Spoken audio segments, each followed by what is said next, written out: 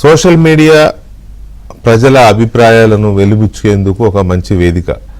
అందులో ఎవరికి సందేహం లేదు. ప్రపంచవ్యాప్తంగా ఇవాళ సోషల్ మీడియా వివిధ రూపాల్లో, అది ఫేస్బుక్ కావచ్చు, ఎక్స్ కావచ్చు, ఇన్స్టా కావచ్చు, యూట్యూబ్ కావచ్చు, ఇంకా వివిధ చాలా ప్లాట్ఫామ్స్ ఉన్నాయి. కొన్ని ఫెమిలియర్గా ఉన్నాయి, కొన్ని ఏమో చిన్న చిన్న ప్లాట్ఫామ్స్ లాగా ఉన్నాయి. నో డౌట్ సోషల్ మీడియా అనేది ప్రజలకి ఒక మంచి వేదిక. వాళ్ళ అభిప్రాయాన్ని షేర్ చేసుకోవడానికి, లేకపోతే వాళ్ళ సుఖ సంతోషాలని, బాధని, ఆవేదనని, అలాగే వాళ్ళలో ఉన్న ఒపీనియన్స్ని ఎప్పటికప్పుడు, అది ప్రపంచానికి సంబంధించిన విషయాలు కావచ్చు, వాళ్ళ స్థానిక ప్రాంతాలకు సంబంధించిన విషయాలు కావచ్చు, లేకపోతే వ్యక్తిగతాలు కావచ్చు, ప్రభుత్వాలకు సంబంధించిన వ్యవహారాలు కావచ్చు, లేకపోతే వాళ్ళ సొంత ప్రేమకు సంబంధించిన వ్యవహారాలు కావచ్చు, ఏవైనా అన్నిటికీ మనిషి తన అంతర్లీనంగా ఉన్న ప్రతి భావాన్ని వెలుబుచ్చాలనుకుంటాడు.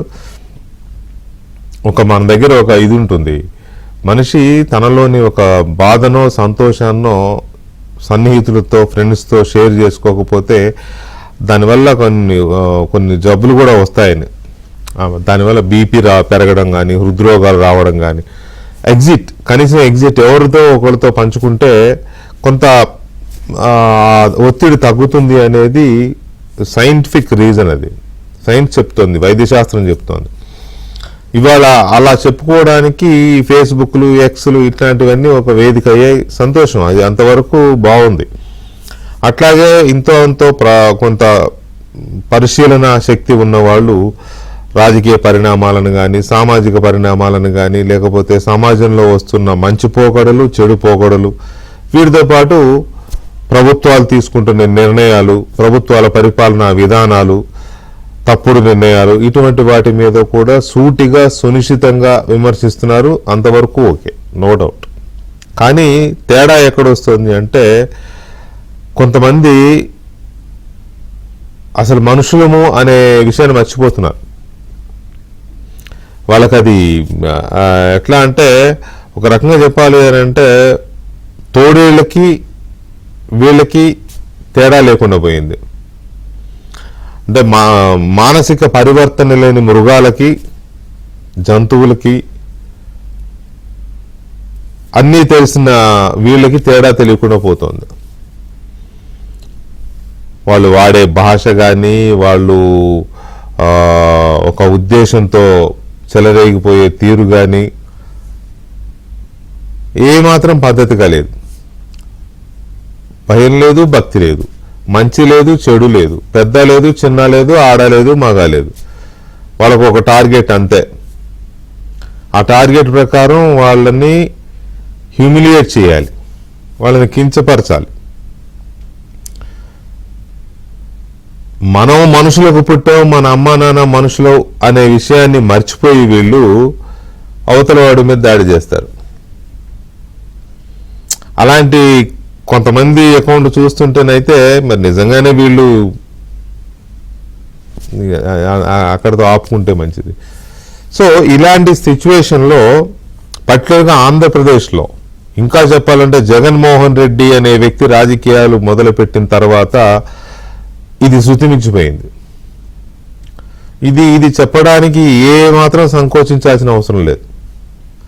కుల జాడ్యం కానీ, మత జాడ్యం కానీ, సోషల్ మీడియాలో ఈ అసాంఘికపరమైన జాడ్యం కానీ, అన్నిటికీ జగన్మోహన్ రెడ్డి హేతువు. తనకున్న ఫ్యాక్షన్ మెంటాలిటీని, తనకున్న అసాంఘికమైన నైజాన్ని వీటన్నిటిలోకి తీసుకొచ్చి యువతని పెరదవ పట్టించాడు. వాళ్ళలో ఉన్న ఆ సున్నితమైన అంశాలను రెచ్చగొట్టాడు. కొంతమందిని సైకోల్లాగా తయారు చేశాడు, కొంతమందినేమో భావజాలంతో తయారు చేశాడు, కొంతమందికి ఏమో డబ్బులు ఇచ్చి తయారు చేశాడు, కొంతమంది ఏమో సూడో మేధావులు తయారు చేశాడు, కొంతమందినేమో డబ్బులు ఇచ్చి మేధావుల ముసుగు తొడిగాడు వాళ్ళకి. వీళ్ళందరూ తోడేళ్ల గుంపులాగా ఇప్పుడు సమాజం మీద పడ్డారు. వాళ్ళు ఏదో ఒక పార్టీనో, ఒక కులాన్నో, మతాన్నో టార్గెట్ చేస్తున్నాం అనుకుంటున్నారు, కానీ వాళ్ళకి తెలియకుండా వాళ్లే మొత్తం రాష్ట్రాన్ని నాశనం చేసి పడేస్తున్నారు. వాళ్ళకి మంచికి చెడుకి తేడా తెలియడల్లా. అరే ఇది తప్పురా అంటే తప్పైనా సరే మా ఓడు చేసింది కరెక్ట్ కాబట్టి మీరెవరు మాట్లాడద్దు అంటారు. ఆ జాడ్యం కాస్త ఇప్పుడు తెలంగాణ కూడా పాకింది. తెలంగాణ కూడా పాకింది నిజమే. రాజ్యాంగంలో ఆర్టికల్ 19 క్లాజ్ 1 ప్రకారం ఉంది, భావ ప్రకటన స్వేచ్ఛ ఉంది. కానీ చాలా క్లియర్గా ఉంది అందులో భావ ప్రకటన స్వేచ్ఛ కూడా రెస్ట్రిక్షన్స్ ఉన్నాయి. అది just take it for granted కాదు. భావ ప్రకటన ఫ్రీడమ్ ఆఫ్ స్పీచ్ అనేది టేక్ ఇట్ ఫర్ గ్రాంటెడ్ కాదు. తేడా వస్తే తాట తీస్తారు చట్ట ప్రకారమే. అయినా సరే మనిషికున్న ప్రాథమిక హక్కుల్లో అత్యంత కీలకమైనది భావ ప్రకటన కాబట్టి దాన్ని గౌరవించాలి అని పాలక వర్గాలు భావిస్తున్నాయి. జగన్మోహన్ రెడ్డి అది అమలు చేయలే. వాళ్ళ మనుషులకి వాళ్ళ సైకోలకి ఒక నీతిని అమలు చేశాడు. అవతల వాళ్ళు మంచి చెప్పినా వాళ్ళని తీసుకెళ్లి కేసులు పెట్టడం, హెరాస్ చేయడం, కొట్టడం, భయంకరంగా హింసించడం ఇవన్నీ చేశాడు. ఈ గవర్నమెంట్ వచ్చిన తర్వాత మాది మంచి ప్రభుత్వం, మాది మంచి ప్రభుత్వం అని వీళ్ళు మేనమేషాలు ఎక్కించుకుంటూ కూర్చున్నారు. కానీ ఆ తోడేళ్ల గుంపు ఆగల. ఆ తోడేళ్ల గుంపు అలాగా వాళ్ళ అంటే మాటల హింసని కొనసాగించాయి. చంద్రబాబు కుటుంబాన్ని వదలరు, పవన్ కళ్యాణ్ కుటుంబాన్ని వదలరు, ఎవరి కుటుంబాన్ని వదలరు. చివరికి అందరినీ వాళ్ళు అన్ని అభూత కల్పనలు, పచ్చి అబద్ధాలను తీసుకొచ్చి సోషల్ మీడియాలో పెట్టి వైరల్ చేస్తూ ఉంటారు. ప్రజల్ని తప్పుదోవ పట్టించే కార్యక్రమం చేస్తూ ఉంటారు. అది ఇక్కడిది కానే కాదు, ఏదో ఫోటో పట్టుకొస్తారు. ఆ వీడియో ఇక్కడిది కానే కాదు, ఏదో వీడియో పట్టుకొచ్చి ఇక్కడ దానిలాగే దాన్ని చేసేస్తారు. అదేదో ప్రాంతం మునిగిపోయిందంటారు, ఇదేదో ప్రాంతం కొట్టుకుపోయిందంటారు. వాళ్ళ ఇష్టం, వాళ్ళకి ఉచ్చం నీచం లేదు. ఇది మన ప్రాంతం కదా, మన ప్రాంతం మీదే మనం విషం చల్లుకోవడం ఎంతవరకు కరెక్ట్ అనే కనీస ఆలోచన కూడా ఉండదు సన్నాసులకి. సో ఈ పరిస్థితుల్లో దీన్ని కట్టడి చేయాలని ఎప్పటి నుంచో అందరూ చెప్తున్నారు. దీన్ని కట్టడి చేయాలి, కంట్రోల్ చేయాలి, నిరోధించొద్దు. భావ ప్రకటన స్వేచ్ఛను నిరోధించడము అని అంటే హక్కుని కాలరాయడమే. హక్కుని కాలరాసే స్వేచ్ఛ ఏ ప్రభుత్వానికి లేదు. అది జగన్ అయినా, చంద్రబాబు అయినా, రేవంత్ రెడ్డి అయినా, కేసీఆర్ అయినా, ఇంకొకరైనా భావ ప్రకటన స్వేచ్ఛ హక్కుని కాలరాసే అధికారం ఏ ప్రభుత్వానికి లేదు. అట్ ది సేమ్ టైం ప్రజల మధ్య విద్వేషాలని, ప్రజలకు అభూత కల్పనల్ని చెప్పే వాళ్ళని కంట్రోల్ చేయాల్సిన, నియంత్రించాల్సిన బాధ్యత, అధికారం ప్రభుత్వాలకు ఉంది. అది ఎందుకు చేయడం లేదు అనేదే ఇప్పటి వరకు ఈ ప్రభుత్వం మీద ఉన్న ఒత్తిడి. తన దాకా వస్తే కానీ తత్వం బోధపడలేదని ఒక సామెత. మొన్న హంద్రీనీవా సుజల స్రవంతి ప్రాజెక్టు నీటిని కుప్పం నియోజకవర్గానికి వదిలారు. చంద్రబాబు నాయుడు గారు వెళ్ళారు. ఆ నీళ్లు వచ్చాయి, ఆ చెరువుల్లో, రిజర్వాయర్లో వచ్చాయి. చాలా హ్యాపీగా ప్రాంత ప్రజలు ఆనందంగా ఉన్నారు. ఆ కార్యక్రమం అయిపోయిన తర్వాత ఎగువన ఉన్న ఒక మోటార్ టెక్నికల్ ప్రాబ్లం వల్ల 3 గంటలో 4 గంటలో వాటర్ సరఫరా ఆగింది. అసలు ఆగే వరకు కూడా ఆగలేదు. చంద్రబాబు నాయుడు కార్యక్రమాన్ని పూర్తి చేసుకుంటూ వచ్చాడో లేదో నీళ్ళు ఆగిపోయి అదంతా షో చేశారు అని చెప్పి ప్రచారం చేశారు. ఎందుకు? అంతకుముందు జగన్మోహన్ రెడ్డి ఇలాంటిది ఒకటి చేస్తే సినిమా సెట్టింగ్ లాగా అన్ని కిరాయి తీసుకొచ్చి పెట్టారు. జగన్మోహన్ రెడ్డి వచ్చి నీళ్ళు వదిలేడు. పైన మోటార్లు లేవు, ఏమి లేవు, ఒట్టి నీళ్లు. ఎగువన కొన్ని నీళ్లు తీసుకొచ్చి పోసారు ట్యాంకర్లతో. జగన్మోహన్ రెడ్డి వచ్చి ఆ గేట్ ఎత్తాడు, ఆ ఉన్న నీళ్ళు వెళ్ళిపోయినాయి. అంతే, ఎటో వెళ్ళిపోయారు, నీళ్లు వాడి దారిని అయిపోయినాయి. అది సినిమా. తర్వాత ఆ నీళ్లు తెచ్చినవాడు వాడి ట్యాంకర్లు వాడు తీసుకుపోయాడు, గేట్లు పెట్టినవాడు వాడి గేట్లు వాడు వీక్కుపోయాడు. అది ఆ రోజు జరిగిన సినిమా. ఇప్పుడు చంద్రబాబు నాయుడు విషయంలో మోటారు ఉంది, నీళ్లు ఉన్నాయి, కాలువలు తవ్వారు, రిజర్వాయర్లు నిండాయి. కానీ మోటార్ ఆగిపోవడం వల్ల 3-4 అవర్స్ నీటి సరఫరా ఆగింది. దానికి అసలు చంద్రబాబు నాయుడు రాగానే నీళ్ళు అయిపోయినాయి, అన్నీ అయిపోయినాయని చెప్పి విచ్చలవిడి ప్రచారం చేశారు. ఇప్పుడు చంద్రబాబు నాయుడు గారికి ఎక్కడో కాలింది. అసలు ఏంటిది అని చెప్పి ఆరాధిస్తే మొత్తం డిపార్ట్మెంట్ అన్ని ఇట్లాగే చేస్తున్నారండి అనేసరికి ఇవాళ క్యాబినెట్లో నిర్ణయం తీసుకున్నారు. ఈ సోషల్ మీడియాని కట్టడి చేయకపోతే ఎలా చేయాలి, అన్నిటికీ లోబడి కట్టడి చేయాలి, దానికి సంబంధించి చేయండి అని చెప్పి 4 మంత్రులతో, సమాచార శాఖ మంత్రి, తర్వాత పౌర సరఫరాల మంత్రి, రెవెన్యూ మంత్రి అండ్ వైద్య ఆరోగ్య శాఖ మంత్రి, హోంమంత్రి, వైద్య ఆరోగ్య శాఖ మంత్రి, పౌర సరఫరాల మంత్రి, సమాచార శాఖ మంత్రి, 4తో కమిటీ వేశారు. వీళ్ళు దీన్ని స్టడీ చేసి నివేదిక ఇస్తారు. తర్వాత చట్టానికి సవరణలో లేకపోతే కొన్ని నిర్ణయాలు తీసుకోవాలి, ఖచ్చితంగా తీసుకోవాలి. అట్ ది సేమ్ టైం భావ ప్రకటన స్వేచ్ఛ హక్కుకి ఎక్కడా కూడా విఘాతం కలగకూడదు. ఈ రెండింటిని బేరీజు వేసుకుని ఈ రెండింటిని సమాంతరంగా తీసుకెళ్లాల్సిన బాధ్యత ప్రభుత్వం మీద ఉంది అనేది ఒకటి. తర్వాత మొన్న మోటార్ చెడిపోయింది, నీళ్లు కొద్దిసేపు ఆగినాయి అని మీరు అంటున్నారు, నీళ్ళే రాలేదని వాళ్ళు వైరల్ చేశారు. అసలు ఆ మోటార్ చెడిపోవడం కూడా ఒక కుట్రే, దాన్ని కావాలని చెడగొట్టారు ఎవరు అనే ప్రచారం కూడా ఉంది. దాని మీద కూడా ఎంక్వైరీ వేయండి చంద్రబాబు నాయుడు గారు. ఎందుకంటే అలాంటి గనులే వీళ్ళు, ఏదైనా లేపేస్తారు, ఏదైనా చెడగొట్టేస్తారు. కాబట్టి దాని మీద కూడా ఎంక్వైరీ చేయాల్సిన అవసరం ఉంది. సోషల్ మీడియా మీద ఏం జరుగుతోంది, ప్రభుత్వం ఏం నిర్ణయం తీసుకోబోతోంది, అలాగే లిక్కర్ స్కామ్ మీద సజ్జల రామకృష్ణారెడ్డి గారు ఇవాళ మాట్లాడారు. బహుశా నాకు తెలిసి తొలిసారి ఆయన ఇంతవరకు లిక్కర్ స్కామ్ మీద ఎక్కడ మాట్లాడాల. ఎందుకు మాట్లాడంటే ఆయన కొడుకు పేరు వచ్చింది. ఇవాళ ఆయన కొడుకు పేరు వచ్చేసరికి స్కామ్ మీద మాట్లాడాడు. సేమ్ నిన్న కవిత గారి లాగానే కాళేశ్వరంలో అవినీతి జరిగింది, స్కామ్ జరిగింది, కాకపోతే మా నాన్నకు సంబంధం లేదని ఆమె అట్టయితే స్కామ్ జరిగిందని చెప్పిందో ఈయన కూడా అట్టే లిక్కర్ స్కామ్ జరిగింది కానీ నా కొడుకు సంబంధం లేదు అని ఎండార్స్మెంట్ ఇచ్చాడు. సోషల్ మీడియాని కట్టడి చేయడానికి, అంటే మీడియా అంటే సోషల్ మీడియా మొత్తాన్ని కాదు, సోషల్ మీడియాలో విపరీత పోకడలని అసాంఘిక శక్తుల్ని నియంత్రించడానికి రాష్ట్ర ప్రభుత్వం ఒక నిర్ణయం తీసుకుంది.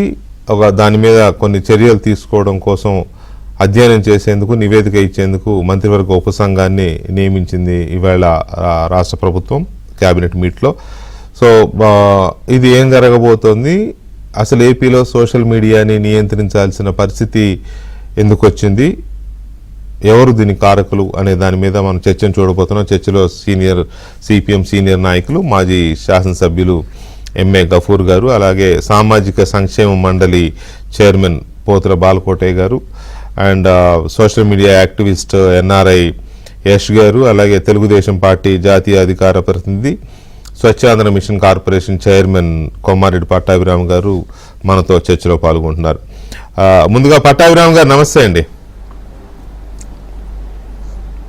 నమస్కారం వికే గారు. ఈ పరిస్థితి ఎందుకు వచ్చింది, ఒక కమిటీని వేసి దీన్ని నియంత్రించాలి లేదా నిరోధించాలి, వాటెవర్, ఎందుకు వచ్చింది, ఇన్నాళ్ళు ఎందుకు అనిపించలేదు అలా చేయాలని? అంటే వైఎస్ఆర్ కాంగ్రెస్ పార్టీ వాళ్ళ సోషల్ మీడియా విభాగం కానివ్వండి, వైసీపీకి చెందినటువంటి నాయకత్వం కానివ్వండి, వాళ్ళ అధినాయకుడు జగన్మోహన్ రెడ్డి కానివ్వండి, వాళ్ళకి దాన్ని ఒక రోగం అనాలా లేదంటే ఒక వ్యసనం అనాలా ఇంకేమనాలో సరైనటువంటి పదం నేను దానికి జోడించలేకపోతా ఉన్నాను. కానీ నిస్సిగ్గుగా అబద్ధాలు ప్రచారం చేయటం, నిరాధారమైనటువంటి ఆరోపణలు చేయటం, ఉన్నది లేనట్టుగా లేనిది ఉన్నట్టుగా చిత్రీకరించి చూపించడం అనేది వాళ్ళకి వెన్నతో పెట్టినటువంటి విధిగా మారిపోయింది. నేను చాలా సందర్భాల్లో అన్నాను, జగన్మోహన్ రెడ్డి అనే వ్యక్తి ఒక అబద్ధానికి ప్యాంటు షర్టు వేస్తే అది జగన్మోహన్ రెడ్డి అని. అంటే ఇక్కడ ఈ ప్యానెల్లో ఉన్నటువంటి మనం ఎవరైనా కానీ, అది మీరు కానీ, నేను కానీ, యష్ కానీ, గఫూర్ గారు కానీ, ఏదన్నా ఒక అబద్ధం మాట్లాడేటువంటి ప్రయత్నం చేస్తే అది మన ముఖ కవళికల్లో చాలా స్పష్టంగా తెలిసిపోతుంది అవతల వాళ్ళకి. కానీ జగన్మోహన్ రెడ్డికి కానీ, ఆయన కింద పనిచేస్తున్నటువంటి నాయకులకు కానీ, సైకో మోకలకు కానీ చాలా ధైర్యంగా నిస్సిగ్గుగా అబద్ధాలు మాట్లాడటం అనే ఈ విద్య ఏదైతే ఉందో దానిలో మాత్రం ప్రతి ఒక్కరూ ఆరితేరిపోయారు. నిజాలు మాట్లాడేటప్పుడు జగన్మోహన్ రెడ్డి తడబడతాడు, కానీ ఒక అబద్ధం మాట్లాడేటప్పుడు మాత్రం చాలా కాన్ఫిడెంట్గా మాట్లాడతాడు. అసలు చేతిలో కాగితం మొక్క కూడా అక్కర్లా, అంత కాన్ఫిడెంట్గా ఒక అబద్ధాన్ని చాలా చక్కగా ఆయన మాట్లాడగలడు, ప్రజలను నమ్మించేటటువంటి ప్రయత్నం కూడా చేయగలడు. అబద్ధం చెప్పడానికి సో ఈ అబద్ధాలు ప్రచారం చేయడం కోసం అబద్ధం చెప్పడానికి ప్రిపేర్ అవ్వాలి కదా, ప్రిపేర్ అయ్యేసరికి అందులో తడబాటు ఉండదు. నిజం చెప్పడానికి ప్రిపేర్ అవ్వకపోవడం వల్ల తడబాటు ఉంటుంది. అదే యా యువర్ రైట్. సో ఆ రకంగా బాగా ప్రిపేర్ అయ్యి వస్తాడు. ఆ ఫేషియల్ ఎక్స్ప్రెషన్స్ దగ్గర నుంచి అన్ని కూడా బాగా అద్దం ముందు నుంచి బాగా 2-3 సార్లు ప్రిపేర్ అయ్యి వస్తాడు అనుకుంటా. చాలా బ్రహ్మాండంగా మాట్లాడతాడు.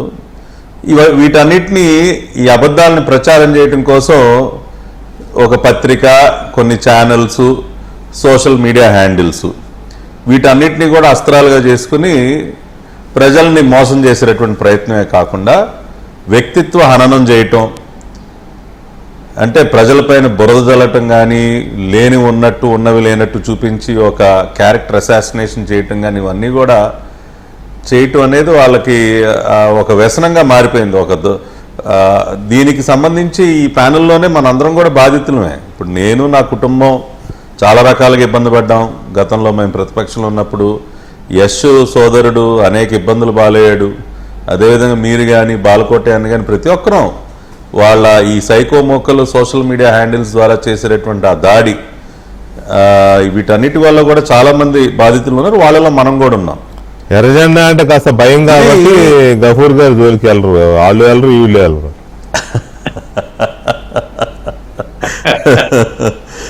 సో కాకపోతే అదే మీరేదో రాక్షసులని కాదు, మనతో ఎందుకులే అని మీ దాకా రారు. భయమే మీరంటే. బీజేపీ అంటే కూడా భయమే కొంచెం కదా, మీరంటే ఎక్కువ. రైట్, ఎనీవే పట్టాలి.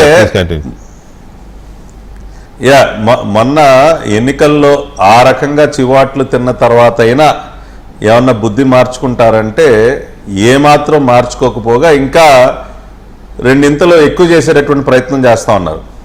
ఇప్పుడు కుప్పం ఉందండి. ఇప్పుడు గతంలో జగన్మోహన్ రెడ్డి నేనేదో వచ్చి కాలువలకు నీళ్ళు వదిలానని చెప్తే ఆ రోజు ఏం జరిగిందో చూసాం కదా. ఆయన ఏదో వచ్చే టైంకి ఒక అరగంట ముందు ట్యాంకర్ పెట్టి కొద్దిగా నీళ్ళు వదిలితే ఆయన వెళ్ళగానే మొత్తం అంతా ఎండిపోయి ఆ తర్వాత అది చాలా పెద్ద ఎత్తున వైరల్ అయినటువంటి పరిస్థితి. కానీ ఇవాళ కుట్రపూరితంగా చంద్రబాబు నాయుడు గారు ఆ రోజున కుప్పం వెళ్ళినటువంటి సందర్భంలో ఒక కాలువలో నీళ్లు వదలటమే కాదండి, ఒక చెరువు నిండిపోతే ఆయన నిండినటువంటి చెరువును చూసి ఆనందపడి ఆయన సంతోషాన్ని, ఆనందాన్ని ఆపుకోలేక ఒక బోట్ వెళ్తా ఉంటే, పిలవండియా, ఎన్ని సంవత్సరాల తర్వాత నిండింది ఈ చెరువు, నేను ఆ బోట్లో ఒక రౌండ్ వేయాలని చెప్పి సెక్యూరిటీ వాళ్ళు, వద్దు సార్ అది టెస్ట్ చేయలేదంటే ఊరుకోండి మీరు అని చెప్పి చక్కగా అక్కడ ఉన్నటువంటి 2-3 రైతులను పడినటువంటి ఆనందం. నీళ్ళు లేని ప్రాంతంలో బోట్ ఎందుకు ఉందంటున్నా. ఇప్పుడు ఒక నీరు లేని ప్రాంతానికి నీరు తీసుకెళ్ళినటువంటి భగీరథుడు చంద్రబాబు నాయుడు గారు కాబట్టి నీరు వెళ్ళింది అక్కడికి. ఎప్పుడూ నిండనటువంటి చెరువులు కూడా నిండుతూ ఉన్నాయి. అటువంటి చెరువుల్లో ఆయన చక్కగా బోట్లో 2 రౌండ్లు వేసి అక్కడ ఉన్నటువంటి ప్రజలు, సార్ ఇటువంటి సన్నివేశం మేము చూస్తామని అనుకోలేదు, ఈ రకంగా ఈ ప్రాంతంలో ఇన్ని నీళ్లు వస్తాయని మేము అనుకోలేదని అక్కడ రైతులు, ప్రజలు మాట్లాడినటువంటి మాటలు అవన్నీ కూడా మనం చూసాం.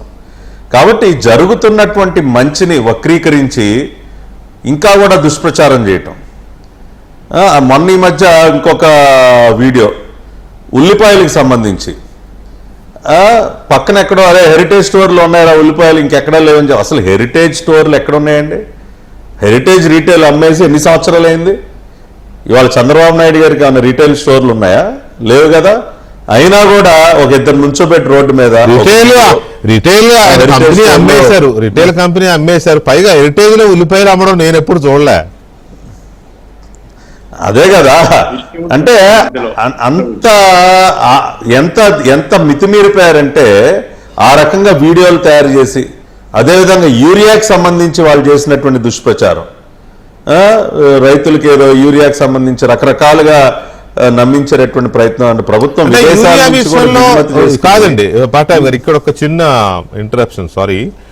యూరియా విషయంలో వాళ్ళు లేనివి ఇంకెక్కడవో కొన్ని తెలంగాణ ఫోటోలు కూడా తీసుకెళ్లి వాడారు, వాస్తవమే, అది వాడారు. కానీ అలాగని చెప్పి వాళ్ళు అది యూరియా కోసం రైతుల ఇబ్బందులు అనేది పూర్తిగా అవాస్తవం అని అనలేము.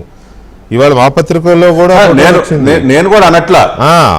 కాబట్టి యూరియా ఇబ్బందులు ఉన్నమాట వాస్తవం. కానీ ఇప్పుడు యూరియా ఇబ్బంది వచ్చింది, ఆ ఇబ్బందిని తీర్చడానికి ప్రభుత్వం ఎటువంటి చర్యలు చేపట్టింది? విదేశాల నుంచి కూడా దిగుమతి చేసుకుని కొన్ని వేల టన్నులు యూరియా కేంద్రంలో ఇక్కడ మీరే ఉన్నారు కాబట్టి మీకు ఎక్కువ వస్తున్నాయిలే, అంతవరకు సంతోషించాలి. దేశవ్యాప్తంగా వచ్చింది. ఇప్పుడు ఒక మంచి ప్రయత్నం చేసి ఆ సమస్యను తీర్చే ప్రయత్నం ఒక పక్కన రాష్ట్ర ప్రభుత్వం చేస్తుంటే ఎక్కడెక్కడో ఫోటోలు తీసుకొచ్చి ఇంకా అధ్వానంగా ఉంది, అది ఉంది, ఇది ఉందని చెప్పి దానికి సంబంధించి రకరకాలుగా దుష్ప్రచారం చేయటం. కాబట్టి ఇది పరాకాష్ఠకు చేరుకుంది. కాబట్టే గతంలో ఆఖరికి హైకోర్టు న్యాయమూర్తులు కూడా వాళ్ళ బాధితులే కదండి. ఈ సోషల్ మీడియా సైకో బాధితుల జాబితాలో హైకోర్టు న్యాయమూర్తులు కూడా ఉన్నారు.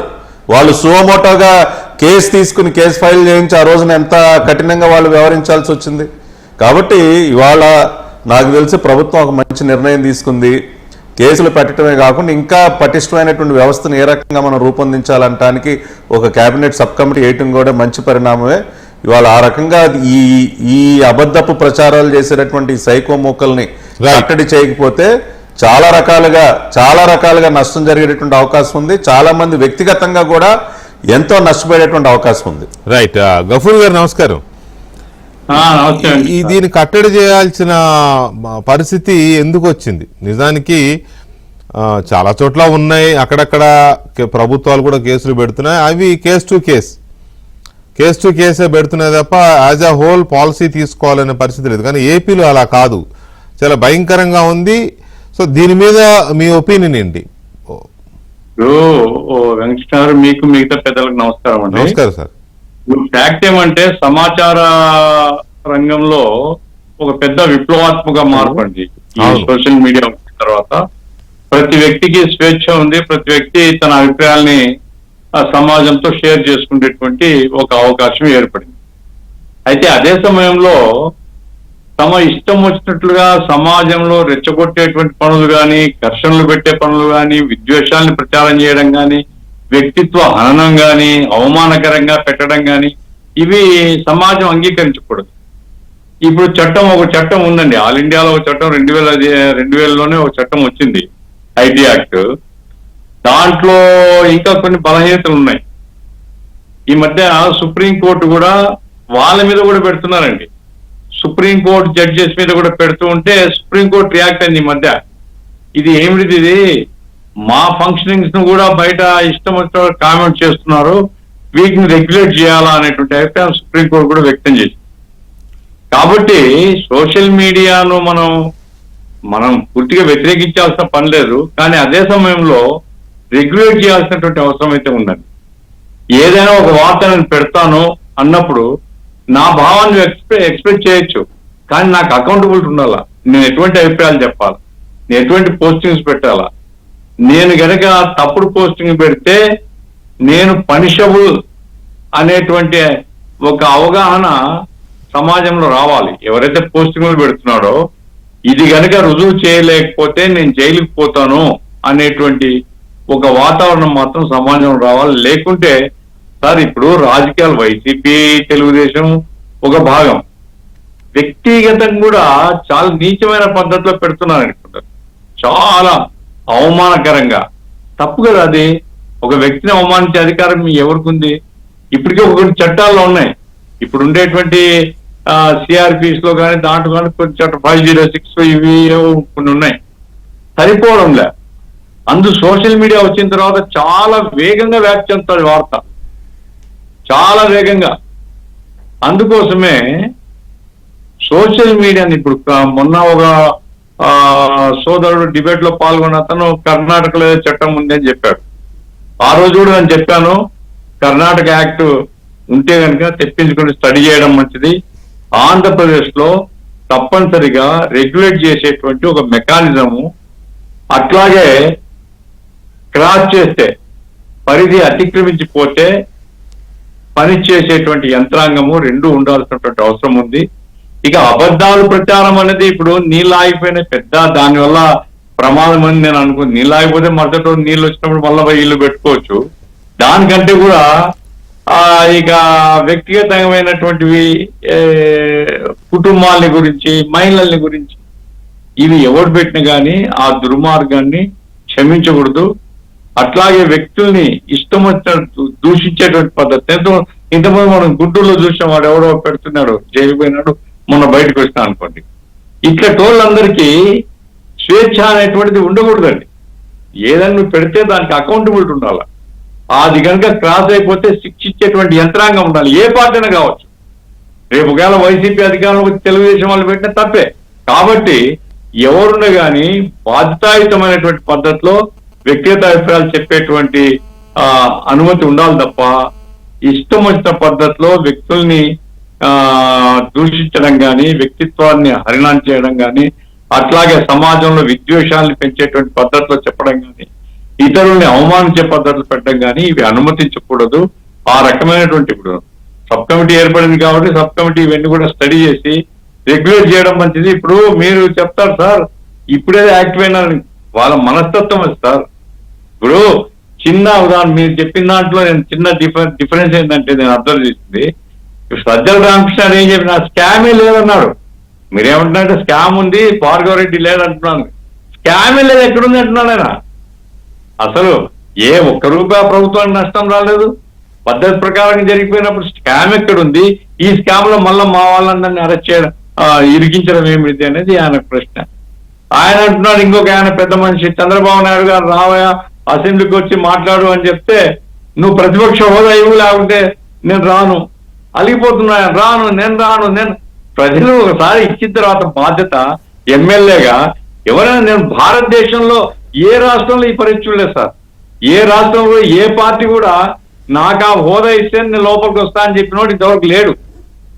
అది ఆంధ్ర రాష్ట్రం చూస్తున్నాం. కాబట్టి ఆంధ్ర రాష్ట్రంలో ఒక విపరీతమైనటువంటి ఒక ధోరణి కొందరిలో ఉంది. ఇది ఆర్గనైజ్డ్ క్రైమ్ అండి. ఇది పద్ధతులు పై నుంచి కింది వరకు ఒకే పద్ధతిలో ఈ వ్యవహారం సాగుతుందంటే ఆర్గనైజ్ చేసినారు. ఇదొక ఉన్మాద పరిస్థితి. కాబట్టి ఉన్మాదం ఉండే చోట మరింతగా రెగ్యులేట్ చేయాల్సిన అవసరం ఉందని నేను భావిస్తున్నాను. ఆ రకంగా చట్టం చేసి ప్రతిపక్షాలు కూడా చర్చించిన తర్వాత దాన్ని ఆమోదం పెడితే మంచిదని నా అభిప్రాయం. రైట్. ఈ ఆంధ్రప్రదేశ్లో సోషల్ మీడియాని జగన్మోహన్ రెడ్డి ఎలా తయారు చేశాడు, సోషల్ మీడియానే కాదు మొత్తం సిస్టమ్ని ఎలా తయారు చేశాడు, దాన్ని కంట్రోల్ చేయాల్సిన పరిస్థితి లేదా రెగ్యులేట్ చేయాల్సిన పరిస్థితి ఎందుకు వచ్చింది, ఆ క్రమంలో ఒకవేళ దాన్ని చేసే క్రమంలో ప్రభుత్వం ఏమన్నా కొద్దిగా అటు ఇటు రాంగ్ స్టెప్ పడితే మళ్ళీ ప్రభుత్వానికి చెడ్డ పేరు వచ్చే బాలకోటే గారు నమస్కారం. నమస్తే సార్. బాలకోట గారు, ఎందుకు ఈ పరిస్థితి వచ్చింది? ఎక్కడా లేదు దేశంలో, నాకు తెలిసి ఎక్కడా లేదు ఇలాంటి సోషల్ మీడియా కోసం ఒక మంత్రివర్గ ఉపసంఘాన్ని ఏర్పాటు చేసి దీన్ని అధ్యయనం చేసి ఏం చేయాలి అనేది. డెఫినెట్గా ఆంధ్రప్రదేశ్లో ఆ సిచ్యువేషన్ ఉంది కాబట్టి ప్రభుత్వం ఈ నిర్ణయం తీసుకుంది. కానీ సిచ్యువేషన్ ఎందుకు వచ్చింది అసలు? వెంకటేష్ గారు నమస్తే. నమస్తే. కపూర్ గారికి, పట్టాభి గారికి, ఎస్ గారికి కూడా నమస్కారాలు. ఎక్కడా లేని ఆంధ్రప్రదేశ్ లో ఎందుకు వచ్చిందంటే అదే మేము చేసుకున్న దురదృష్టం. గత 5 సంవత్సరాలు మేము భరించిన బాధాకరమైన సంఘటన కూడా అదే. నిజానికి ఏంటంటే వెంకటకృష్ణ గారి సందర్భంగా 4 అంశాలు. మొదటిది, ఆధునిక ప్రపంచంలో సోషల్ మీడియా అనేది సామాన్యుడి చేతిలో అస్త్రం. మీరు మొట్టమొదటి చెప్పారు. సోషల్ మీడియా నేపథ్యంగా చాలా మంది, కొన్ని కోట్ల మంది పౌరులు కానీ మహిళలు కానీ వాళ్ళ జీవిత అనుభూతుల్ని అక్కలతోనో చెల్లెలతోనో లేదా తోటి స్నేహితులతోనో పంచుకుంటూ ఉంటుంటారు. అలా ఒక ఆధునికత.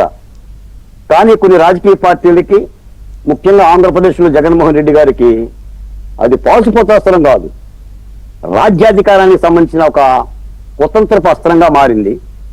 ఈ సందర్భంగా 2 మాటలు చెప్తా. మొట్టమొదటి అమరావతిని గ్రాఫిక్స్ అన్నారు. ఎన్నేళ్ళు అయింది వెంకటకృష్ణ గారు?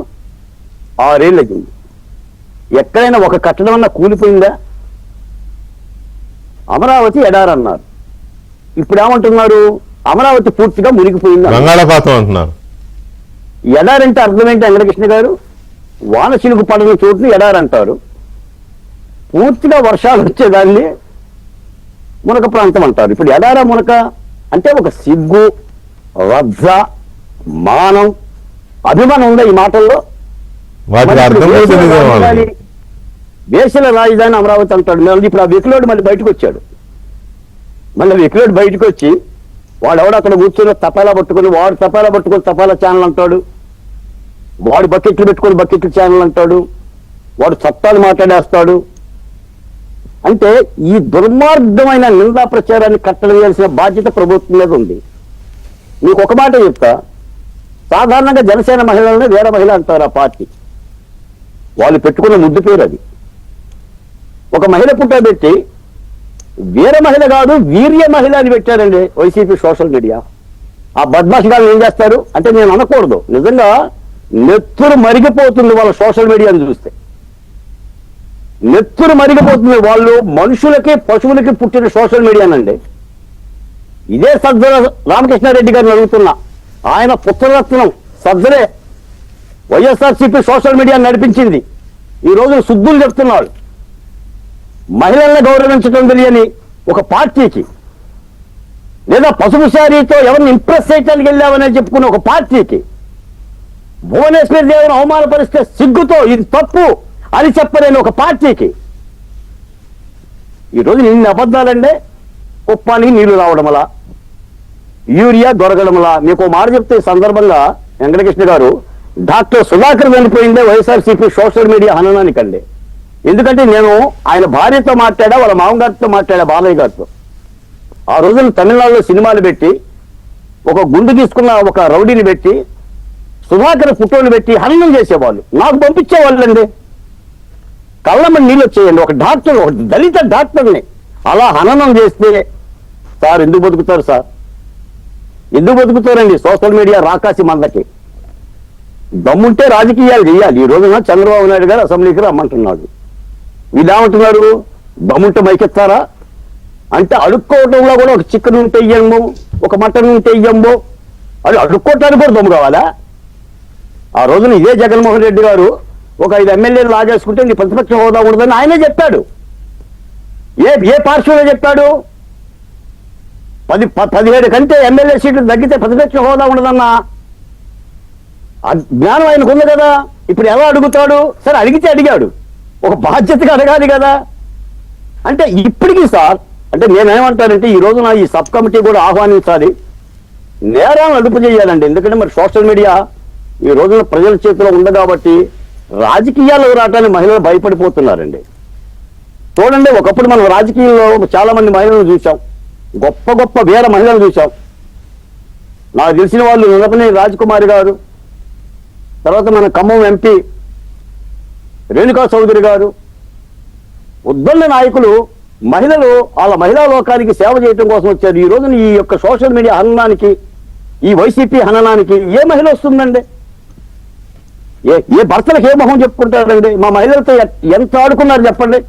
అమరావతిలో ఎవడన్నా వాడు అసలు అమరావతిలో వేసి ఉండాలని బద్మాషిగాడు అమరావతిలో వేసి ఉండడు దుర్మార్గుడు. వాడు అంటారేంటి, ఇది వెకిలిలో ఉన్నవటం ఏంటి, ఈయనేమో బేలు తెప్పించడం ఏంటి, మళ్ళీ 72 సంవత్సరాలు చెప్పిన పేరు పెట్టడం ఏంటి? ఏం చూసుకొని బరి తెగింపు. చట్టం తప్పనిసరి సబ్ కమిటీ వేయాలంటే చట్టాలు తీసుకురావాలి. చట్టాలు వాళ్ళ విషప కోరల్ని జోపాలి సార్. ఎందుకంటే నేను బాధితుడు కాబట్టి చెప్తున్నా. బాలకోడని కూడా కొత్త కమ్మోడు అని పేరు పెట్టారు. వీడు కొత్త కమ్మోడు, కొత్తగా వచ్చాడు వీడు చంద్రబాబు నాయుడు గారు ఏజెంట్ అని మాట్లాడారు. సరే మాట్లాడితే మాట్లాడారు, మేము మాట్లాడింది ఏమీ లేదు. 3 రాజధానులని మూర్ఖపు విధానాన్ని రద్దు చేసుకుని అమరావతిని కాపాడు. అది అమరావతి, అది ఆంధ్రలో రాజధాని. క్యాపిటల్ ఇది నాటే గవర్నమెంట్, ఒక ప్రభుత్వాన్ని కాదది, లేదా ఒక నాయకుడిది కాదు, ప్రజలది. అక్కడ అక్కడ ఆకులు పూసినా, రెమ్మలు పూసినా, పువ్వులు కాసినా, కాయలు పండినా దాన్ని భుజించేది ఆ ప్రాంత ప్రజలు, ఈ రాష్ట్ర ప్రజలు. 5 ఏళ్ళు నువ్వు అక్కడే ఉండి అదే అసెంబ్లీ గ్రాఫిక్స్ అయితే పడిపోవాలి కదండి, అదే హైకోర్టు గ్రాఫిక్స్ అయితే పడిపోవాలి కదా. అంటే ఎంత నిందా ప్రచారం. మరి దీన్ని ఎలా కట్టడి చేయాలి? కాబట్టే చంద్రబాబు నాయుడు గారు కూడా అలసిపోయారండి. నిజానికి ఏంటంటే ఇటువంటి వాటి మీద చర్యలు తీసుకోరు చంద్రబాబు నాయుడు గారు. ఎందుకంటే మరి ఒక యజ్ఞం చేస్తుంటే రాకాసి మందలాగా ఎముకలో మాంసం ముక్కలు ఇచ్చి ఆ యజ్ఞాన్ని భగ్నం చేస్తుంటే ఆ పారిశ్రామికవేత్తలు భయపడుతుంటే మీరు వస్తాం. ఇప్పుడు ఈ మధ్య ఎందుకన్నా మరి జగన్మోహన్ రెడ్డి గారి గుడ్డలు తీసే కార్యక్రమాన్ని మర్చిపోయినట్టున్నాడు. పోలీసుల గుడ్డలు ఎప్పదేస్తా, లేదా వాళ్ళే కాకపోతే నాయ ఎప్పదేస్తా, ఈ మాటలను మరి ఈ మధ్య మాట్లాడట్లేదు. మరి ఎందుకనో ఆ కార్యక్రమాన్ని అంటే ఈ భయానకమైన సన్నివేశాలకు మరి ప్రభుత్వం కట్టడి చేయకపోతే ఎవరు చేస్తారు సార్? నిజాన్ని నేను చెప్తున్నాను, ప్రభుత్వం వల్ల లేకపోతే మహిళలు అయితే చచ్చిపోతారండి. మాలాంటి వాళ్ళు కూడా చాలా ప్రభుత్వమే చేయాలి. ప్రభుత్వం దగ్గరే పవర్స్ ఉంటాయి కాబట్టి ప్రభుత్వమే చేయాలి. ఆ ట్రెండ్స్ ఎలా ఉన్నాయి, సోషల్ మీడియా ట్రెండ్స్ ఎలా ఉన్నాయి, ప్రభుత్వం ఎలా చేస్తుందనే దాని మీదనే చర్చ కదా. ఒక్క నిమిషం బాలకోట గారు. యశ్ గారు నమస్తే. నమస్కారం కృష్ణ. ఈ సోషల్ మీడియా ట్రెండ్స్ ఎలా ఉన్నాయి? మీరు కూడా విక్టిమే కదా. ఏపీ జగన్మోహన్ రెడ్డి గవర్నమెంట్ ఉన్నప్పుడు మిమ్మల్ని అరెస్ట్ చేయడం ఇదంతా జరిగింది కదా.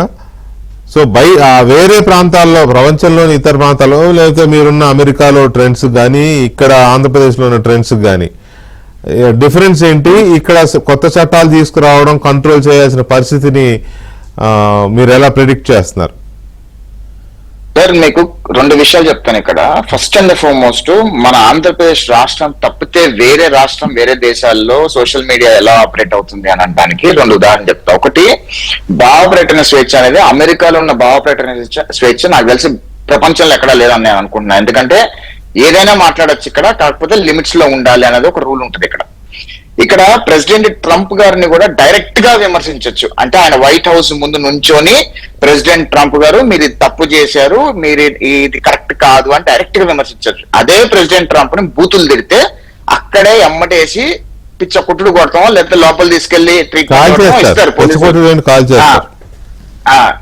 సో ఆ రకంగా ఉంటది. ఎందుకంటే ప్రెసిడెంట్ ట్రంప్ మీద రాజకీయంగా ఒక అంశపరంగా నువ్వు ఎంతైనా విభేదించు, ఎంతైనా కామెంట్ చేయి, ఎవ్వడూ పట్టించుకోడు. అందరు ఆహ్వానిస్తారు, ఆ డిబేట్స్ ని కూడా అందరు షేర్ చేస్తారు కూడా. కాకపోతే దౌర్భాగ్యం ఏంటంటే సార్, మన ఆంధ్రప్రదేశ్ రాష్ట్రంలో జగన్మోహన్ రెడ్డి పార్టీలో ఉన్న కార్యకర్తలు, వాళ్ళ ఫాలోవర్స్ అందరూ కూడా నాకేమనిపిస్తారంటే ఉగ్రవాదులతో సమానులైన వాళ్ళు అనిపిస్తారు నాకు. ఎందుకంటే ఆయన మైండ్ సెట్ తగ్గట్టు వాళ్ళే ఆ పార్టీలో కూడా ఉన్నారు. ఉదాహరణకి 95% of the YCP social media వాళ్ళకి ఒక ప్రొఫైల్ పిక్చర్ ఉండదు, వాడి మొహం కూడా వాడు పెట్టుకోలేదు. నేను అదే చెప్పాలనుకున్నా, నిజమే. మొహం పెట్టుకోవడంతో ఉంటారు.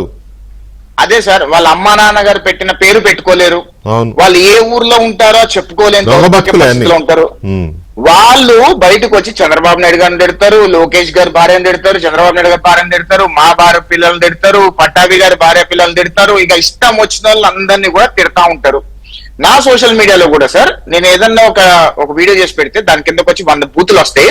ఆ 100 మందిలో ఒక్కడికి కూడా ప్రొఫైల్ ఫోటో ఉండదు, ఒక్కడికి కూడా సొంత పేరు ఉండదు. కనీసం వాళ్ళ అమ్మ బాబు పెట్టిన పేరు కూడా చెప్పుకొని దౌర్భాగ్య పరిస్థితిలో వీళ్ళు బతుకుతూ వీళ్ళు బయటకు వచ్చి ఇష్టం వచ్చినట్టుగా బూతులు మాట్లాడతాము, ఇష్టం వచ్చినట్టుగా మాట్లాడతామని చేస్తున్నారు. ఇక్కడ ఏంటంటే సార్, చంద్రబాబు నాయుడు గారు కూటమి ప్రభుత్వం ఏం చేయాలో నేను ఒక చిన్న సూచన చేద్దాం అనుకుంటున్నా.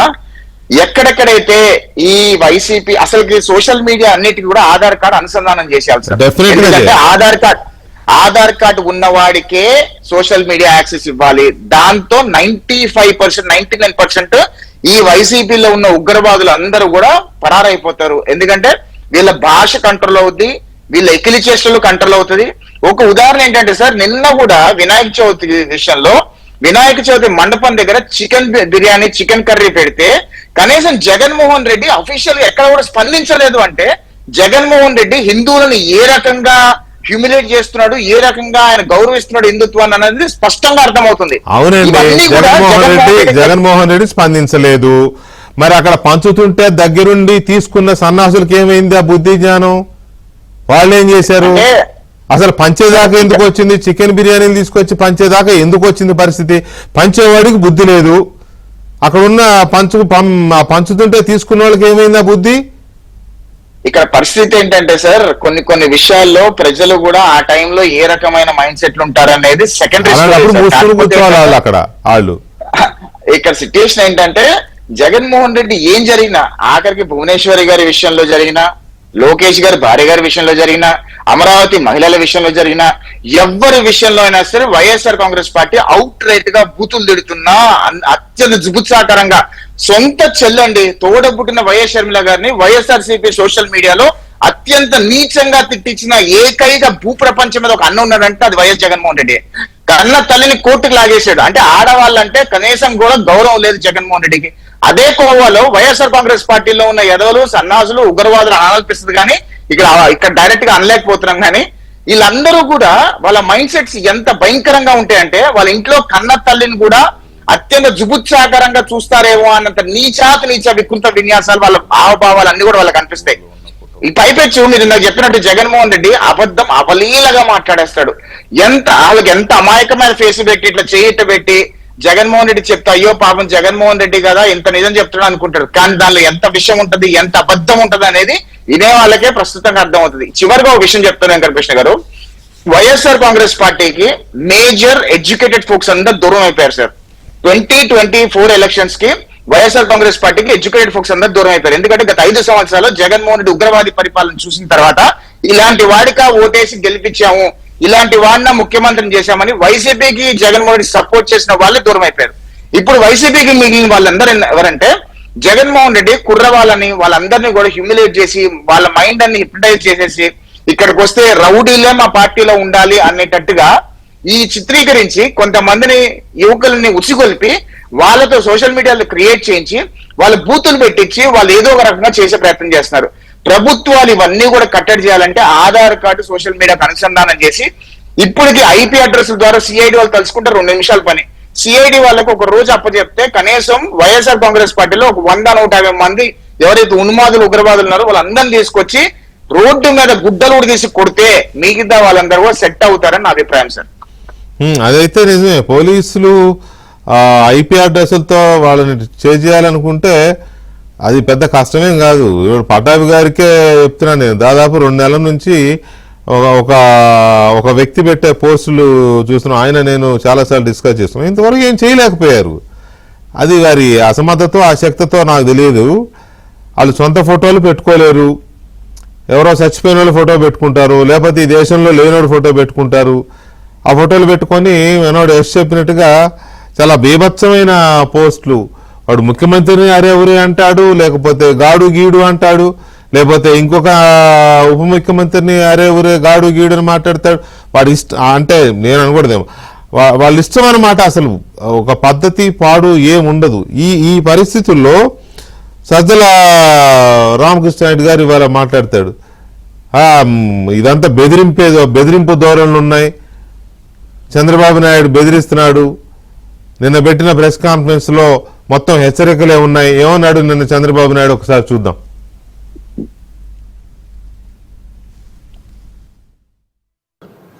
సోషల్ మీడియా ఉందని మీ ఇష్టానుసారంగా వాగితే మీ సమాధానం వాళ్ళన్నిటికీ అలాంటి వాళ్ళని ఏం చేయాలో పగడ్బందీగా ఆలోచిస్తాం. వాస్తవాలు రాసే వాళ్ళని వాళ్ళు ఏదైనా రాస్తే తప్పుంటే కరెక్ట్ చేసుకుంటాం. తప్పుడు వార్తలు రాస్తే మాత్రం కబద్దార్ జాగ్రత్తగా ఉండండి.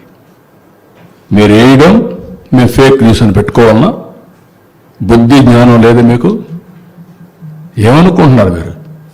ప్రతిరోజు ఏదో ఒకటి పెట్టి ప్రజల అటెన్షన్ డైవర్ట్ చేసి కావాలని ఫేక్ న్యూస్ అంతా పెట్టే పరిస్థితికి వచ్చారు. ఇంకా అడ్డు ఆపు లేదు, ఏమైనా చేయగలుగుతామని ఇష్ట ప్రకారం వేస్తే మేము చూస్తూ పోస్టులు పెట్టుకోవాలి ఎవ్రీడే. ఇదే పని. కబద్దారు జాగ్రత్తగా ఉండండి. ఎంతవరకైనా వెళ్తాం.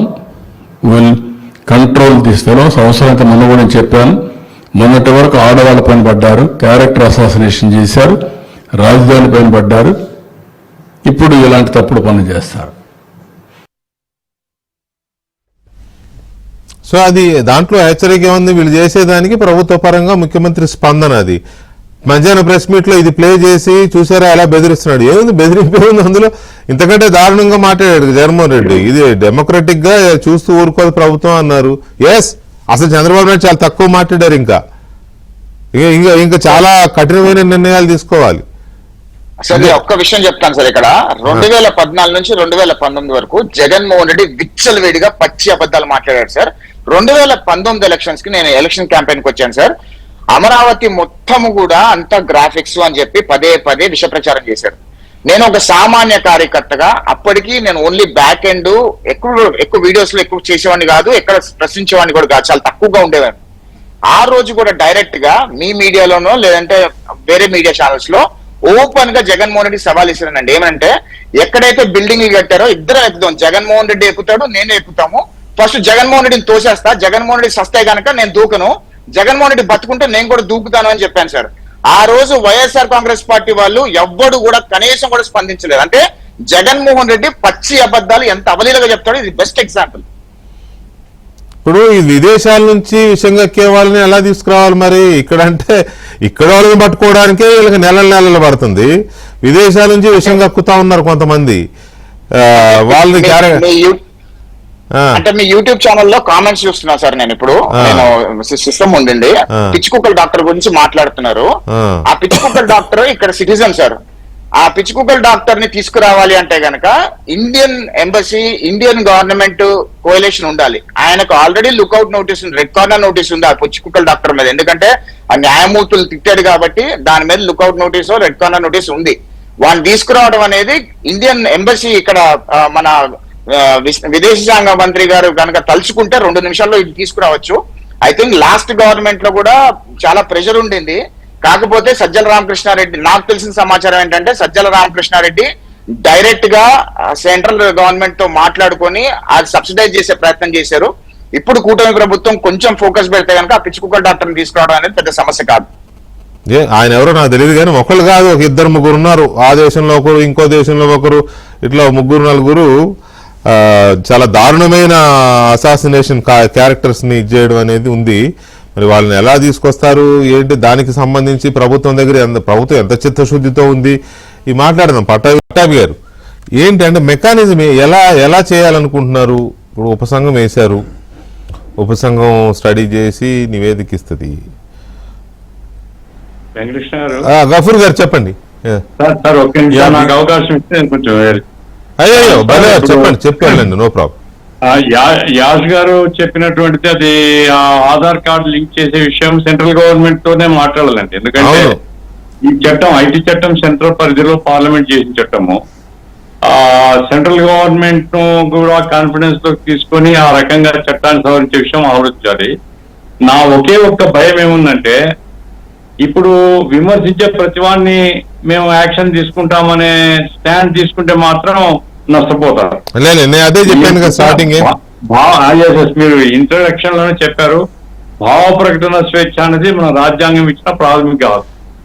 వ్యక్తిగత దూషణ గాని, అనవసరంగా రెచ్చగొట్టడం గాని, ప్రజల మధ్య వైషమ్యాలు పెట్టడం గాని, లేనిది ఉన్నట్లుగా సృష్టించి అభూతిగా ప్రచారం చేయడం గాని, ఇటువంటివి ఆ లిస్ట్ లో పెట్టేసి కఠినంగా శిక్షించే పద్ధతిలో, అట్లాగే అకౌంటబిలిటీ ఫిక్స్ చేసే పద్ధతిలో చేస్తే నిజంగా దురదృష్టం సార్. సింపుల్ సార్, మీరు అన్నది గఫూర్ గారు సింపుల్. ఇప్పుడు మొన్న 2-3 నెలల క్రితం ఒక పాస్టర్ గారు చనిపోయినాడు. ఆ పాస్టర్ గారు చనిపోయినప్పుడు పోలీసులది యాక్సిడెంట్ అని చెబుతుంటే దాన్ని ఎంత రచ్చ చేసి అసలు మొత్తం రాష్ట్రం తగలబడిపోవాలి అనే తరహాలో ట్రై చేశారు. బయటకు వచ్చి ఓపెన్ గానే నరికేస్తాం, పొడి చేస్తాం అని కొంతమంది. అటువంటి వాటిని సహించకూడదు. అక్కడికి సీసీటీవీలో వాళ్ళు ఎక్కడ యాక్సిడెంట్ అయింది, ఎక్కడ మొత్తం బాగా తీశారు పోలీసులు. కాబట్టి ఇటువంటి విషయాలు తప్పనిసరిగా అకౌంటబిలిటీ ఫిక్స్ చేయాలి. నాకు బాధ ఏంటంటే దురదృష్టకరమైంది, 15 మాసాలైన గవర్నమెంట్ లో ఇంకా మేము ప్రతిపక్షాన్ని విమర్శించాల్సి వస్తుంది. గవర్నమెంట్ విమర్శించి ప్రతిపక్షం ఎవరున్నా వాళ్ళని బలపరచాలి న్యాయంగా అయితే. మామూలు పద్ధతి అంటే అలాంటి ప్రతిపక్షం ఉంది ఇప్పుడు. మరి అలాంటి ప్రతిపక్షం ఉంది ఇప్పుడే కాదు సార్, ఇంకా 10 ఏళ్ళైనా దాని అంటారు ఏదో కంపు అంటారులే, ఆ పదం అనకూడదు కానీ ఇంకా 10 ఏళ్ళైనా కంపు పోదు. కూటమి ప్రభుత్వాన్ని రిక్వెస్ట్ చేసేమంటే మీరు ఈ అంటే సద్విమర్శను, నిర్మాణాత్మక విమర్శను అనుమతించాలి. అదే సమయంలో ఈ విషయ పైత్యాన్ని పద్ధతిలో మీరు చర్యలు తీసుకోవాలని మేము కోరుతున్నామండి. రైట్, థ్యాంక్ యూ గఫూర్ గారు, థ్యాంక్ యూ వెరీ మచ్ అండి. రైట్, పటాన్ గారు ఏంటి అసలు ఏం చేద్దాం అనుకుంటున్నారు, ఎలాంటి చెక్ పెడదాం అనుకుంటున్నారు? వికే గారు, నేను చాలా స్పష్టంగా చెప్పదలుచుకున్నాను, నిర్మాణాత్మకమైనటువంటి విమర్శని ఎప్పుడూ మేము స్వాగతిస్తాం. దానికి ఎక్కడా కూడా అడ్డుకట్ట వేసే ప్రయత్నం ఈ ప్రభుత్వం చేయదు. ప్రజాస్వామ్యంలో తప్పులు వేలెత్తి చూపించడం అనేది అది కూడా ఒక హక్కు, రాజ్యాంగం కల్పించినటువంటి హక్కే. అది ఫ్రీడమ్ ఆఫ్ స్పీచ్లో భాగంగా ఏదన్నా ఎక్కడన్నా తప్పు జరుగుతుంటే దాన్ని వేలెత్తి చూపించేటటువంటి హక్కు ప్రతి ఒక్క పౌరుడికి ఉంటుంది. దానిని కట్టడి చేసే ప్రయత్నం ఈ ప్రభుత్వం చెయ్యదు. కానీ ఇవాళ వైఎస్ఆర్ కాంగ్రెస్ పార్టీ వైపు నుంచి వస్తున్నటువంటి వాళ్ళు చేస్తున్నటువంటి మితిమీరినటువంటి కొన్ని చేష్టలు ఏవైతే ఉన్నాయో వాటిని కట్టడి చేయాలని చెప్పి మేము ప్రభుత్వ పరంగానే కాకుండా సమాజం మొత్తం కోరుకుంటా ఉంది.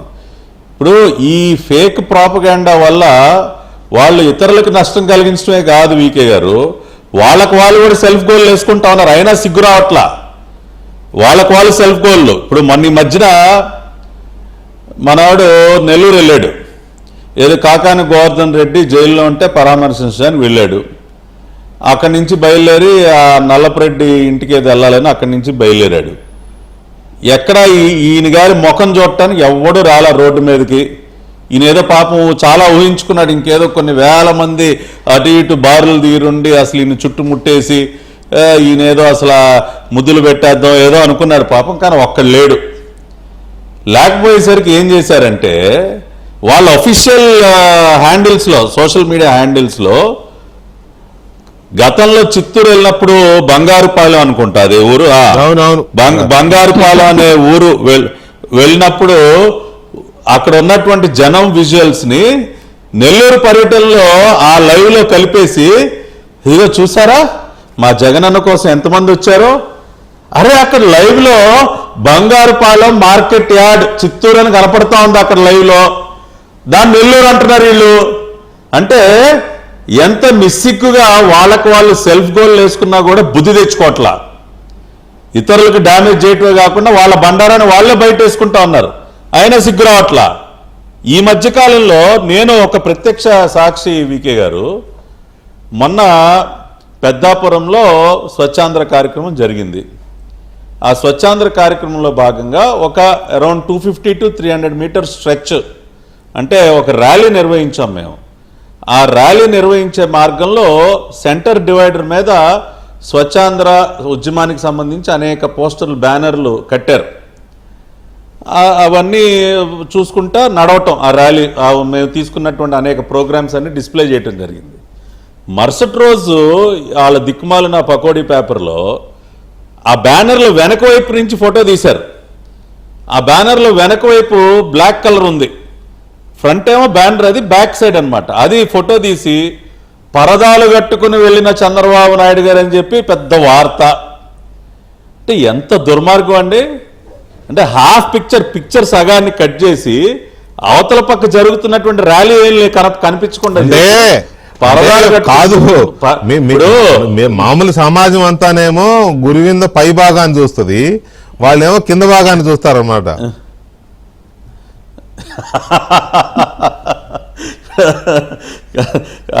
గారు ఇప్పుడు చంద్రబాబు నాయుడు గారు ఓ పక్కన అసలు సెక్యూరిటీని కూడా వదిలేసి సింగిల్ గా ప్రతి ఒక్క కుటుంబం దగ్గరికి వెళ్ళి ఒంటరిగా అంత ఫ్రీగా మాట్లాడుతూ ఉంటే అందరినీ జనాలను అంటే నేనేమంటానంటే దీన్ని కంట్రోల్ చేయడం అనేది, దీన్ని కంట్రోల్ చేయాలనుకోవడం అనేది ఎంత అవసరమో అంత కష్టసాధ్యం కూడా, అంత ఈజీ కాదు, ఎంతో జాగ్రత్తగా ఇది చేస్తే తప్ప. సో దీనికి ఏమన్నా ఆలోచిస్తున్నాను ఈజీ అని ప్లీజ్. లేదు ఖచ్చితంగా ఇప్పుడు సోదరుడు యశ్ ఒక మంచి సలహా ఇచ్చాడు. ఆధార్ నెంబర్తో కనుక లింక్ చేస్తే కొంత మనం ఐడెంటిఫై చేయొచ్చు ఇమీడియట్గా. వాళ్ళు మొఖాలు లేకుండా, ప్రొఫైల్ పిక్లు ఏమీ లేకుండా, పేర్లు మార్చుకుని ఏం చేసినా కూడా ఆధార్ లింక్ ఇమీడియట్గా ఐడెంటిఫై చేసి యాక్షన్ తీసుకోవచ్చు. సో అటువంటి సలహా సూచనలు ఖచ్చితంగా తీసుకుంటాం, అది చేయాలి. గౌరవ ప్రధానమంత్రి డెఫినెట్ గా ఆ ప్రొఫైల్ ఎవరైతే అకౌంట్ హ్యాండిల్ చేస్తున్నాడో అతని ఫోటోనే ఉండాలి అక్కడ. కొంతమంది బ్లాంక్ పెడతారు, లేకపోతే కొంతమంది ఎవరిదో ఫోటో పెడతారు, కొంతమంది చచ్చిపోయిన ఫోటో పెడతారు, కొంతమంది సినిమా యాక్టర్ల ఫోటోలు పెడతారు. ఈ కాదు, సపోజ్ నేనున్నాను, నా అకౌంట్ ఒక వ్యవస్థ అంటే కేబినెట్ సబ్ కమిటీ ఏర్పాటైంది.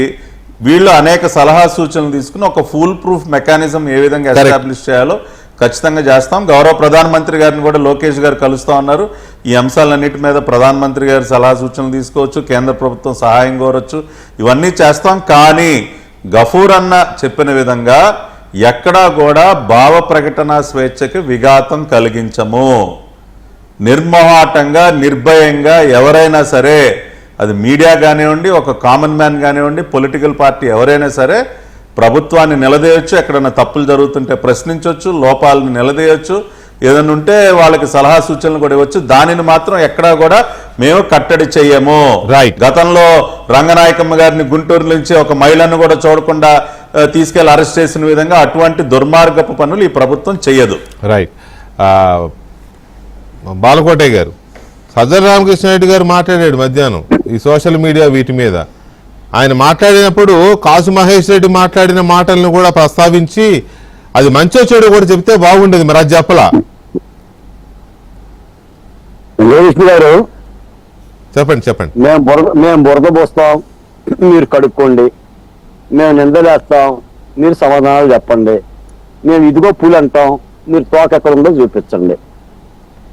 ఈ పద్ధతిలో అంటే అబద్ధాన్ని నిజంగా వల్లవేస్తున్న సోషల్ మీడియా ఎంత ప్రమాదకరం అంటే సమాజానికే ప్రమాదకరం. ఇందాక మీరు ఒక మాట పాస్టర్ ప్రవీణ్ గారి అంశాన్ని లేవనెత్తారు. ఒక్కొక్కసారి దారి తప్పితే సమాజంలో విద్వేషాలు వస్తాయి, ప్రభుత్వాలకే మనుగడకి ఇబ్బంది వచ్చేస్తుంది. వీళ్ళు చేస్తున్న పని అది, ఇది చాలా ప్రమాదకరమైన అంశం కాబట్టి కట్టడి చేయాలి. నేను ఈ సందర్భంగా మీకు మాట గుర్తు చేస్తున్నా. ఏ రాష్ట్రంలో కానీ పోనీ గత 5 ఏళ్ళు జగన్మోహన్ రెడ్డి గారు ఏనాడైనా తప్పు చేస్తే చెప్పండి కరెక్ట్ చేసుకుంటాం అన్న మాట అన్నారండి? ఈరోజు చంద్రబాబు నాయుడు గారు మీరు ఇచ్చిన పాత్రికేయ సమావేశంలో అంటే మీరు వాడితే మేము సమాధానం చెప్పాలా, మీరు బురద రాస్తే మేము దులుసుకోవాలా, తప్పు ఏమైనా ఉంటే చెప్పండి కరెక్ట్ చేసుకుంటామని దమ్ము కలిగిన ముఖ్యమంత్రి చంద్రబాబు నాయుడు గారు. ఇది కనిపించలేదా సజ్జలకి? ఇది వినిపించలేదా? ఈ రోజున భావ ప్రకటన స్వేచ్ఛ పేరు మీద ఆర్టికల్ 19 డాక్టర్ బిఆర్ అంబేద్కర్ గారిని చూపించి భావ దారిద్ర్యానికి పాల్పడుతున్న వాళ్ళ మీద చర్యలు తీసుకోవడమే ప్రభుత్వ ఉద్దేశం. బియ్యంలో రాళ్ళేరే ప్రయత్నం చేస్తుంది, లేదా పూల తోటలో గంజాయి మొక్కల్ని పీకేసే ప్రయత్నం చేస్తుంది. ఆధార అనుసంధానం చేయాలంటే జాతీయ స్థాయి నిర్ణయాలు, అది మొక్కలను పీకేయటానికి ఎందుకండి? ఎవడో సోషల్ మీడియా పెట్టినా ఈ సజ్జల మార్గరెడ్డిని మూసేస్తే సరిపోతుంది కదండి, గుంద కట్టేసి లాక్కొస్తే సరిపోతుంది కదండి. ఈ రోజున చట్టానికి చేతులు బారంటారు. పట్టుకోగలిగితే చట్టం, వాడు అమెరికాలో ఉంటేనేమి ఇంకోసారి ఉంటేనేమి జుట్టు బట్టి లాక్కొస్తుంది. అది చట్టానికి ఉన్న పవర్. ఈ రోజున ఏదో దీన్ని ఏదో అంటే నేరగాళ్ళ పట్టుకుందాం, ఈ రోజున సోషల్ మీడియాలో హన్నం చేసి రాష్ట్రంలో విద్వేషాలు సృష్టించి పారిశ్రామికవేత్తలు భయపెట్టే వాళ్ళని పట్టుకుందాం అని చెప్తుంటే అది భావ ప్రకటన స్వేచ్ఛకి అడ్డెక్ట్ అవుతుందండి. అసలు నిజానికి చంద్రబాబు నాయుడు గారే భావ ప్రకటన స్వేచ్ఛకి ఆయన స్వేచ్ఛ ఇస్తాడు. ఆయన చేతిలో కత్తి పెడితేనే దిక్కులేదు. చేతిలో కత్తి కాదండి, చేతిలో కత్తి కాదు. మేము ఢిల్లీలో ఎక్కడ దావోస్ లో ఉండగానో ఎక్కడ ఉండగానే ఇక్కడ నుంచి మెయిల్స్ పెట్టారు వరల్డ్ బ్యాంక్ వాళ్ళకు, ఏడీబీ వాళ్ళకు అప్పు ఇవ్వద్దు అని చెప్పి వెంకటేష ఒక వ్యక్తి మెయిల్స్ పెట్టించాడు అని చెప్పేది చెప్పారు కదా. చంద్రబాబు నాయుడు గారు చెప్పారు, లోకేష్ గారు చెప్పారు. ఇంతవరకు ఏమైంది ఆ కేసు? అలా ఆ వ్యక్తిని ఏం చేశారు? ఇంతకంటే దారుణం ఉంటుందా? ఒకవైపు బ్యాంకర్స్ తో చర్చలు జరుగుతూ ఉంటాయి, ప్రభుత్వం అధికారికంగా దానికి లోన్ ఇవ్వద్దు అని చెప్పి, నిధులు ఇవ్వద్దు అని చెప్పి మెయిల్ పెట్టారు అంటే ఎంత గుండె ధైర్యం ఉండాలి? ఎందుకు ఇవ్వద్దని ప్రభుత్వం ఏమన్నదా, చర్యలు తీసుకుందా?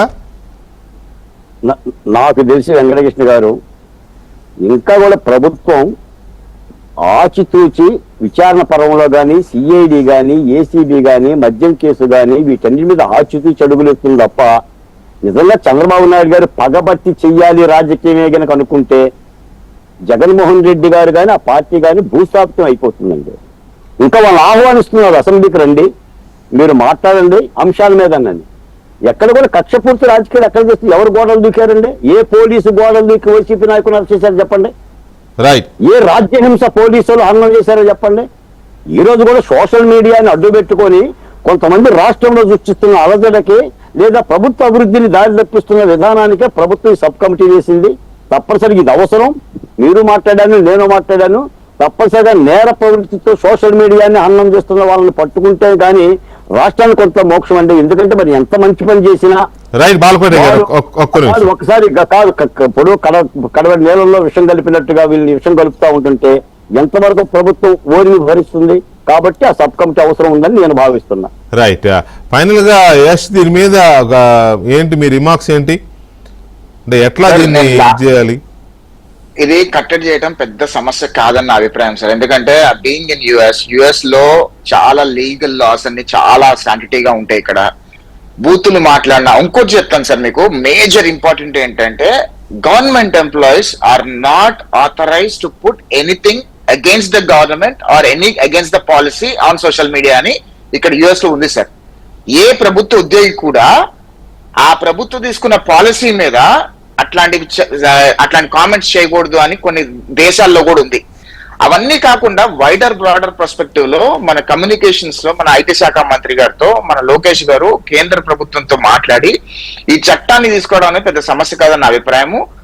2 పాయింట్స్ ఏంటంటే సార్, ఫస్ట్ పాయింట్ ఏంటంటే ఆల్ సోషల్ మీడియాస్ కి ఆధార్ కార్డ్ స్టాక్ చేయాలి, ఆల్ ఓటర్ ఐడి కార్డ్స్ కి పాన్ కార్డ్ స్టాక్ చేయాలి సార్. ఎందుకు ఓటర్ ఐడి కార్డ్స్ కి పాన్ కార్డ్ ట్యాగ్ చేయాలి అని అంటున్నానంటే భారతదేశంలో ప్రతి ఒక్క పౌరుడికి ఓటింగ్ రైట్ ఉంది. ఆ ఓటింగ్ హక్కు వినియోగించుకోవాలి. ఒకవేళ ఆ రోజు ఓటింగ్ హక్కు వినియోగించుకోకపోతే కనుక వాడి మీద ఒక 25% 30% ట్యాక్స్ వేస్తే ప్రతి ఒక్క భారతీయుడికి వాడు ఖచ్చితంగా వాళ్ళ రెస్పాన్సిబుల్ గా ఫీల్ అయ్యి వచ్చి ఓట్లేస్తారు. ఓట్లేసినప్పుడు ఖచ్చితంగా మంచి రాజకీయ నాయకులు రాజకీయాల్లో ఉంటారు. తద్వారా రాష్ట్రం బాగుపడుతుంది, దేశం బాగుపడుతుంది బలంగా నమ్మే వ్యక్తులు నేను ఉంటాను సార్. రైట్. చూద్దాం ప్రభుత్వం మరి దీని మీద ఎలాంటి పాలసీ తీసుకొస్తుంది, మంత్రులు ఏమని రిపోర్ట్ చేస్తారు, స్టడీ చేసి ఎవరెవరితో చర్చలు చేస్తారు, ఇవన్నీ